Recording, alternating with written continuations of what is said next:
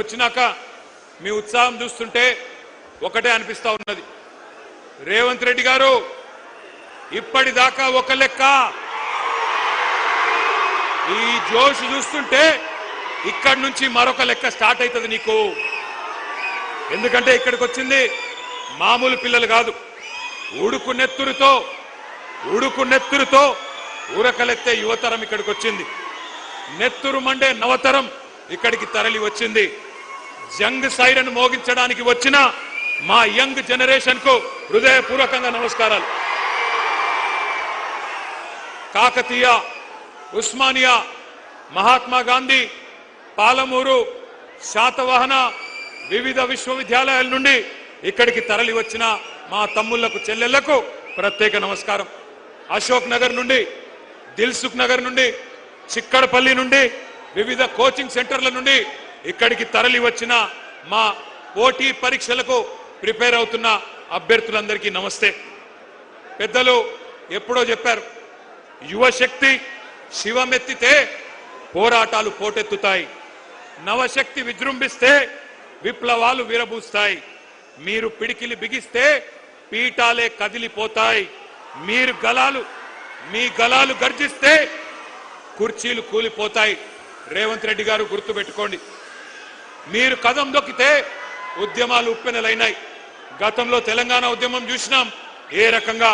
మరి తెలంగాణ ఉద్యమంలో యువత కలిసి వచ్చిన తర్వాత పెద్దలు కేసీఆర్ గారి నాయకత్వంలో ఏ రకంగా రాష్ట్రాన్ని సాధించుకున్నామో కూడా ప్రపంచం మొత్తం చూసింది. ఇవాళ ఎందుకు కలుసుకున్నాం ఇక్కడ, మనం ఎందుకు ఇంతమంది ఇక్కడికి వచ్చినాం, ఒక్కసారి గుర్తు చేయాల్సిన బాధ్యత మా అందరి మీద ఉన్నది. రేపటి తెలంగాణ నిర్మాతలు మీరు, రేపటి ఈ దేశ భవిష్యత్తుకు నిర్ణేతలు మీరు.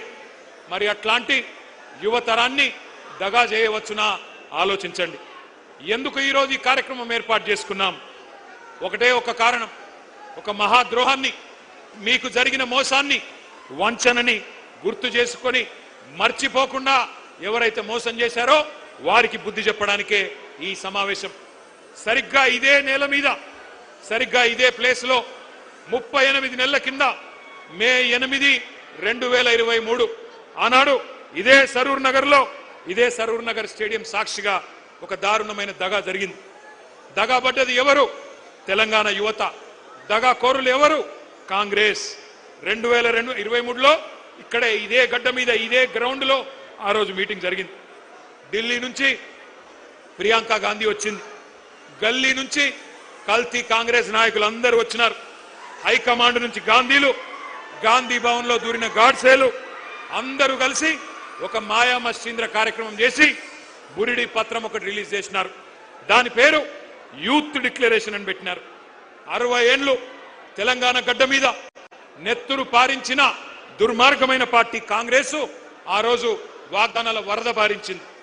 తెలంగాణ బిడ్డల మీద తూటాలు పేల్చిన పార్టీ, వేల మందిని చంపిన party Congress.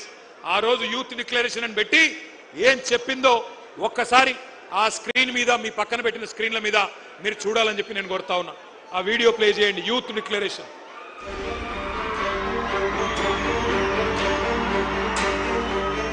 We have released a detailed job calendar for 2 lakh government jobs in the first year of our government. 2 lakh सरकारी पद जो आज खाली पड़े हैं, इनको 1 साल के अंदर हम भरना चाहते हैं और इसका पूरा प्रयास करेंगे।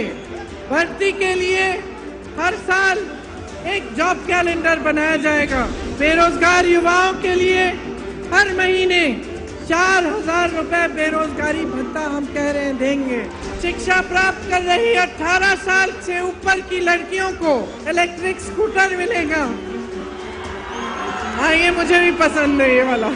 SC, ST, OBC, माइनॉरिटीज और EWS के जरूरतमंद बच्चों के लिए फीस का रीइंबर्समेंट किया जाएगा। అదే విధంగా విద్యా ఉపాధి అవకాశాలను మెరుగుపరిచేందుకు, వాళ్ళ సమస్యల్ని వినేందుకు యూత్ కమిషన్ ఏర్పాటు చేయడం జరుగుతుంది. ఇదే కాకుండా ఈ విద్యార్థి నిరుద్యోగ యువకులకు 10 లక్షల రూపాయల వరకు వడ్డీ లేని రుణాలనిచ్చే బాధ్యత రాష్ట్ర ప్రభుత్వం తీసుకుంటుంది.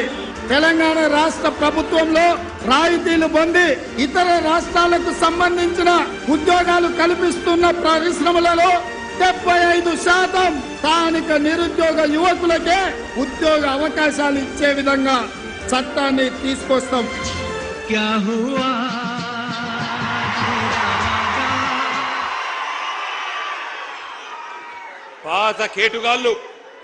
పాత కేటుగాళ్ళు కొత్త డూప్లికేట్ గాళ్ళు ఇద్దరు కలిసి తెలంగాణ యువత మీద నకిలీ ప్రేమలు నటిస్తూ విసిరిన వల పేరే యూత్ డిక్లరేషన్. ఈ యూత్ డిక్లరేషన్ లో 24 హామీలు తెలంగాణ యువతకు కాంగ్రెస్ పార్టీ ఇచ్చింది. నేను అడుగుతా ఉన్నా, ఇక్కడికి వచ్చిన మా తమ్ముళ్లను మా చెల్లెలను, ఒక్కటన్నా నెరవేరిందా? ఒక్కటన్నా నెరవేరిందా? సౌండ్ వినబడతలేదు. ఒక్క హామీ అన్న నెరవేరిందా? ఏడాదిలో 2 లక్షల ఉద్యోగాలు వచ్చినాయా? ప్రైవేట్ కంపెనీల్లో 75% రిజర్వేషన్ వచ్చిందా? కాలేజీ అమ్మాయిలకు స్కూటీలు వచ్చినాయా? యువతకు 10 లక్షల రుణాలు వచ్చినాయా? ఫీజు రీయింబర్స్మెంట్ పైసలు వచ్చినాయా? 4 ట్రిపుల్ ఐటీలు 3 యూనివర్సిటీలు వచ్చినాయా? నెలకు 4,000 నిరుద్యోగ భృతి వచ్చిందా? 10వ తరగతి పాస్ అయితే 10,000 వచ్చిందా?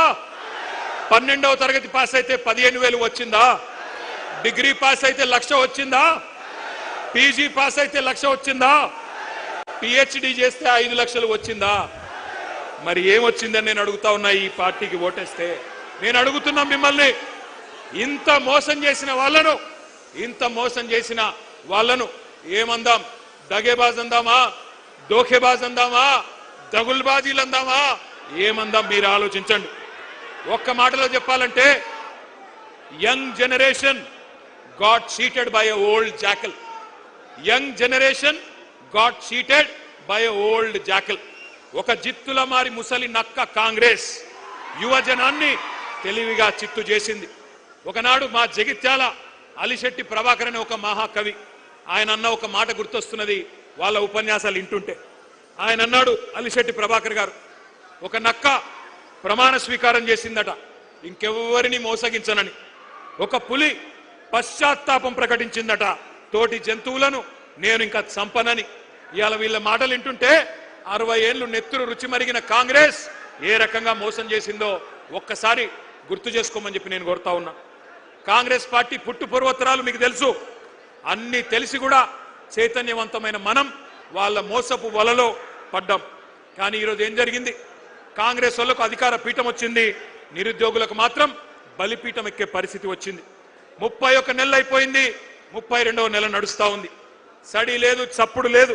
కళ్ళబొల్లి మాటలు నమ్మి గ్రామాల్లో తిరిగి మీ నాయనమ్మ కాళ్ళు, మీ తాత కాళ్ళు, మీ అమ్మమ్మ కాళ్ళు, మీ మామల కాళ్ళు, అత్తల కాళ్ళు, కోడల కాళ్ళు, అందరి కాళ్ళు మొక్కి కేసీఆర్ కు ఓటేయకండి, కాంగ్రెస్ ను గెలిపించండి అని ప్రచారం చేసిన నిరుద్యోగులు ఇవాళ బాధపడతా ఉన్నారు. ఇప్పుడే ఆ తమ్ముళ్ళు మాట్లాడింది మీరు విన్నారు. మాట తప్పిన ఈ జూటాగాళ్లను, మాట తప్పి ఇవాళ మిమ్మల్ని వంచిన ఈ దుర్మార్గులను, మిమ్మల్ని రెచ్చగొట్టి ఓట్లేయించుకొని అధికారం చేపట్టి నమ్మించి నట్టేట ముంచిన కాంగ్రెస్ ను ఏం చేయాలో మీరే ఆలోచించండి. ముఖ్యమంత్రి మాటల్లో చెప్పాలంటే, రేవంత్ రెడ్డి మాటల్లో చెప్పాలంటే, బెల్ట్ ట్రీట్మెంట్ ఇద్దామా? లాగులో తొండలిడుద్దామా? గుడ్లు వీకి గోటీలాడదామా? ఏం చేద్దామో ఆలోచించండి.